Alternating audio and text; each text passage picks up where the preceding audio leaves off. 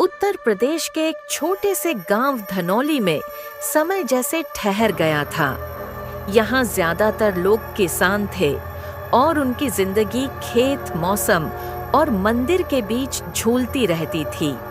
लेकिन गांव के एक कोने में था पुराना शमशान, जिसे लोग बंद शमशान कहते थे। पिछले 20 सालों से वहां किसी शव का अंतिम संस्कार नहीं किया गया था। गांव वाले कहते थे, जो भी वहां जलता है वो कभी पूरी तरह राख नहीं बनता। एक रात भारी बारिश हो रही थी। हरिपाल के खेत के पास एक जानवर की तेज चीख सुनाई दी। वह टॉर्च लेकर निकला और देखा कि पास के जंगल में कुछ जल रहा था।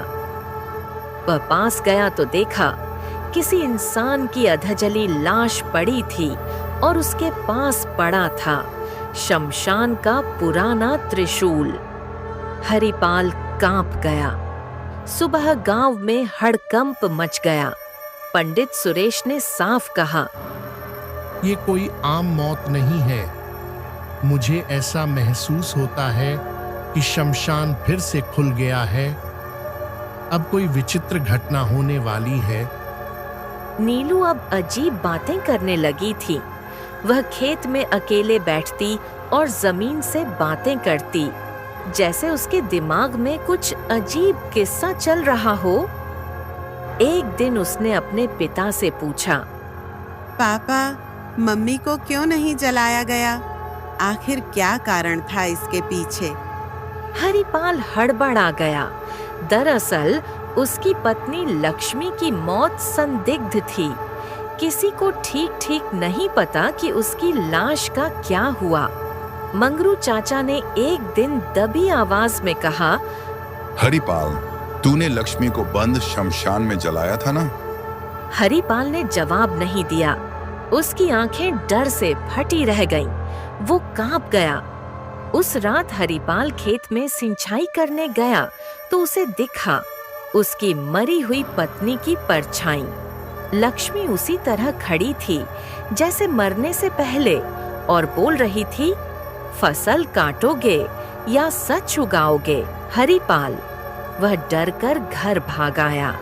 नीलू ने पूछा, पापा, क्या मम्मी वापस आ गई? क्या सच में मम्मी आपको मिली थी?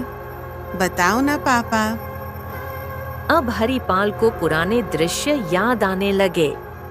कैसे लक्ष्मी ने उसे बताया था कि वह किसी और से प्यार करती है और कैसे उसने गुस्से में उसका गला दबा दिया था। वह लाश को लेकर रात के अंधेरे में बंद श्मशान गया था। वहां सिर्फ एक अधूरी चिता थी जिस पर उसने लक्ष्मी को रखा और आग लगा दी। लेकिन तेज हवा के कारण चिता बुझ गई और वह डरकर भाग आया। फिर इसके बाद शुरू हुआ था वही खेल जिसे नहीं होना चाहिए था। फिर भी हरिपाल ने दोबारा वहां झांक कर नहीं देखा। शायद लक्ष्मी का शव पूरा जल जाता तो ऐसा नहीं होता। नीलू खेत में एक अजीब बीज लेकर आई। उसने बताया कि यह बीज उसकी माँ लक्ष्मी ने उसे सपने में दिए हैं। माँ ने कहा, इसे खेत के बीचों बीच बो देना और देखना कि क्या उगता है। जब हरिपाल को बीजों के बारे में पता लगा तो उसने उन सारे बीजों को खेत से खोदकर फेंक दिया और नीलू को बहुत डांटा। पर अगली सुबह खेत के बीचों बीच एक पौधा उग आया, बिना पानी और बिना मिट्टी छेड़े। क्योंकि हरिपाल ने सारे बीजों को फेंका, पर एक बीज उसकी नजरों से छिप गया। पंडित सुरेश ने जब उस बीज को देखा तो कांप गए। यही वो बीज है जिसे ग्रंथों में काल बीज के नाम से जाना जाता है। ये बहुत ही खतरनाक होता है। जो आत्मा शांति नहीं पाती वही इसे उगाती है। अब बहुत ही सचेत रहने की जरूरत है। किसी भी वक्त कुछ भी हो सकता है। अब गांव में अजीब घटनाएं शुरू हो गईं। रात में लोग खेतों से गायब होने लगे। 2 और किसानों की लाशें अधजली हालत में मिलीं, मंगरू चाचा ने एक रात बताया, 20 साल पहले शमशान में एक तांत्रिक आता था। वह आत्माओं को अधजली चिताओं में बांधकर शक्ति बढ़ाता था। जब गांव वालों ने मिलकर उसे मार डाला तो उसकी आत्मा उस शमशान में ही बंध गई। अब वो तांत्रिक वापस आ गया है। हरिपाल अब टूट चुका था। नीलू की आंखें अब लाल हो चुकी थीं। वह रात में नींद में चलती और बार बार कहती, माँ कहती है पापा माफी मांगे, नहीं तो वो सबको जला देंगी, सब कुछ खत्म कर देगी। उसके कहर से कोई नहीं बच पाएगा। हरिपाल ने तय किया, वह फिर से उस शमशान जाएगा और लक्ष्मी की चिता पूरी करेगा। वह नीलू को साथ लेकर गया। श्मशान अब पूरी तरह जीवित लग रहा था। हर तरफ अधूरी चिताएं, धुआं और मंत्रों की गूंज। उसने वहां लक्ष्मी के अवशेष खोजे।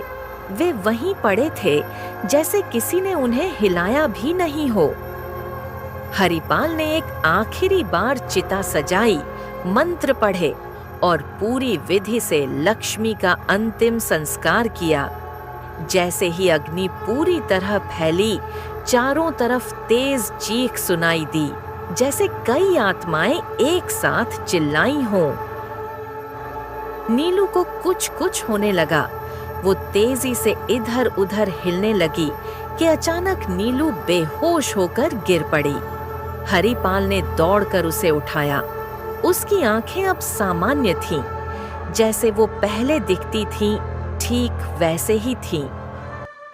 जैसे ही आग बुझी, हरिपाल ने देखा कि राख के बीच एक इंसानी कंकाल पड़ा था। उसके माथे पर तिलक और गले में रुद्राक्ष। हरिपाल कुछ डर सा गया।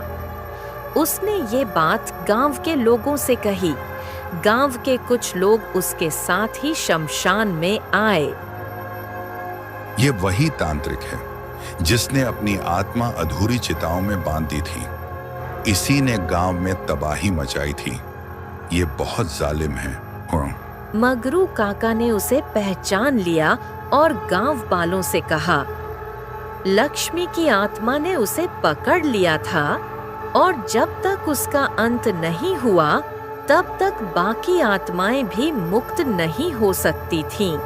फिर सभी ने मिलकर उस तांत्रिक को भी जला दिया, जिससे उसकी आत्मा भी मुक्त हो गई। गांव में सब कुछ सामान्य होने लगा। खेतों में फसलें लहलहाईं। गांव में हर तरफ खुशहाली आ गई।